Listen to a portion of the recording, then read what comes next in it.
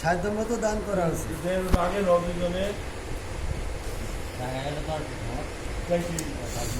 হে মুমিনগণ, নিশ্চয় মদ, জুয়া, মূর্তি ইত্যাদি ও লটারির তীর এসব গর্হিত বিষয়, শয়তানি কাজ ছাড়া আর কিছু নয়। সুতরাং এ থেকে সম্পূর্ণরূপে দূরে থাকো, যেন তোমাদের কল্যাণ হয়। শয়তান তো এটাই চায় যে মদ ও জুয়া দ্বারা তোমাদের পরস্পরের মধ্যে শত্রুতা ও হিংসার সৃষ্টি হোক এবং আল্লাহর স্মরণ হতে ও সালাত হতে তোমাদেরকে বিরত রাখে। সুতরাং এখনো কি তোমরা নিবৃত্ত হবে না? সূরা মায়দা 5:90-91। ইবনে উমর রাদিয়াল্লাহু তাআলা আনহু, সাবির রহিমাহুল্লাহ, মুজাদ্দিদ রহিমাহুল্লাহ, কাতাদা রহিমাহুল্লাহ, রাবি ইবনে আনাস রহিমাহুল্লাহ ও আব্দুর রহমান ইবনে যায়েদ ইবনে আসলাম রহিমাহুল্লাহ বলেন যে মদের ব্যাপারে প্রথম সূরা বাকারার এই আয়াতটি অবতীর্ণ হয়, এরপর অবতীর্ণ হয় সূরা নিসার আয়াতটি, সর্বশেষে সূরা মায়দার আয়াতটি অবতীর্ণ করে আল্লাহ তাআলা মাদককে সম্পূর্ণরূপে হারাম করে। তাবারী 331-336। কুলিল আফওয়া এর একটি পঠন কুলিল আউফ রয়েছে এবং উভয় পঠনই বিশুদ্ধ, দুটির অর্থ প্রায় একই। আল হাকাম রহিমাহুল্লাহ মিকসাম রহিমাহুল্লাহ হতে বর্ণনা করেন, ইবনে আব্বাস রাদিয়াল্লাহু তাআলা আনহু বলেছেন, এই আয়াতে তারা জানতে চায় তারা কি পরিমাণ ব্যয় করবে। ভাবার্থ হচ্ছে তোমরা তোমাদের পরিবারের জন্য যতটুকু দরকার ততটুকু ব্যয় করবে। আব্দুল্লাহ ইবনে উমর রাদিয়াল্লাহু তাআলা আনহু, মুজাহিদ রহিমাহুল্লাহ, আতা রহিমাহুল্লাহ, ইকরিমা রহিমাহুল্লাহ, সাঈদ ইবনে জুবাইর রহিমাহুল্লাহ, মুহাম্মদ ইবনে কাব রহিমাহুল্লাহ, হাসান বসরি রহিমাহুল্লাহ, কাতাদা রহিমাহুল্লাহ, আল কাসিম রহিমাহুল্লাহ, সালিম রহিমাহুল্লাহ, আতা আল খুরাসানী রহিমাহুল্লাহ এবং রাবি ইবনে আনাস রহিমাহুল্লাহ অনুরূপ মতামত ব্যক্ত করেছেন।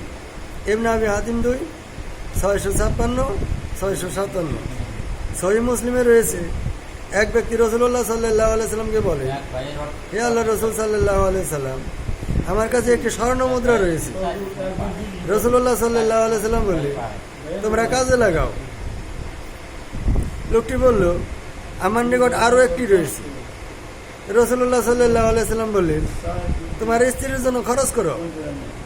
সে বলল, আরো একটি আছে। তিনি বললেন, তোমার ছেলে মেয়েদের প্রয়োজনে লাগাও। সে বলল, আমার নিকট আরো একটি রয়েছে। তিনি বলেন, তাহলে এখন তুমি চিন্তা ভাবনা করে দেখতে পারো। তাবারী 340। সহিহ মুসলিমে অনেক হাদিসে রয়েছে যে রাসূলুল্লাহ সাল্লাল্লাহু আলাইহি সাল্লাম একটি লোককে বললেন, প্রথমে তুমি তোমার নিজ থেকে আরম্ভ করো, প্রথমে ওরই উপর সাদকা করো, অতিরিক্ত থাকলে ছেলে মেয়েদের জন্য খরচ করো এবং পরেও থাকলে নিজের আত্মীয় স্বজনের উপকার সৎকার করো। এরপরেও যদি থাকে তাহলে অন্য অভাবগ্রস্তদের উপর সৎকার করো। মুসলিম 2-692।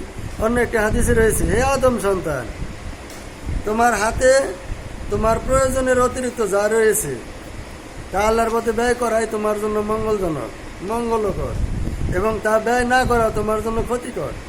তবে হ্যাঁ, নিজের প্রয়োজন অনুপাতে খরচ করায় তোমার প্রতি কোনো ভর্ৎসনা নেই।